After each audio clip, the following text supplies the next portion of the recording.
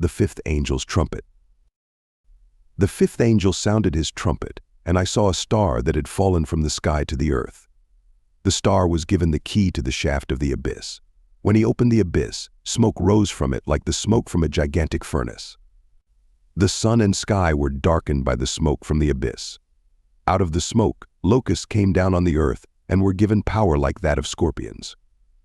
They were told not to harm the grass of the earth or any plant or tree, but only those people who did not have the seal of God on their foreheads. They were not allowed to kill them, but only to torture them for 5 months. The agony they suffered was like that of the sting of a scorpion when it strikes.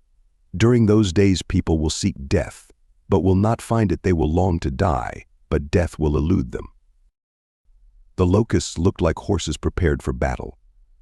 On their heads they wore something like crowns of gold, and their faces resembled human faces. Their hair was like women's hair, and their teeth were like lions' teeth.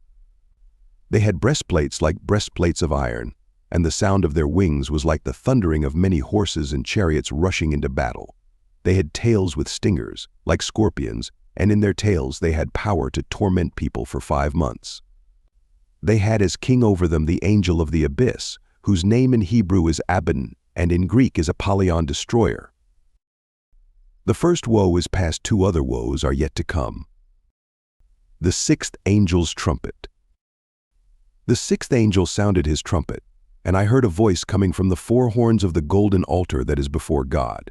It said to the sixth angel who had the trumpet, "Release the 4 angels who are bound at the great river Euphrates." The 4 angels who had been kept ready for this very hour and day and month and year were released to kill 1/3 of mankind. The number of the mounted troops was twice 10,000 times 10,000. I heard their number. The horses and riders I saw in my vision looked like this. Their breastplates were fiery red, dark blue, and yellow as sulfur.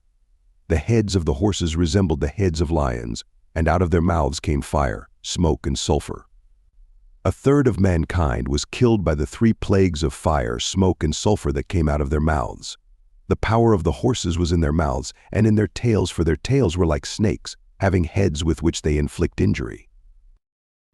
The rest of mankind who were not killed by these plagues still did not repent of the work of their hands. They did not stop worshiping demons and idols of gold, silver, bronze, stone, and wood, idols that cannot see or hear or walk. Nor did they repent of their murders, their magic arts, their sexual immorality, or their thefts,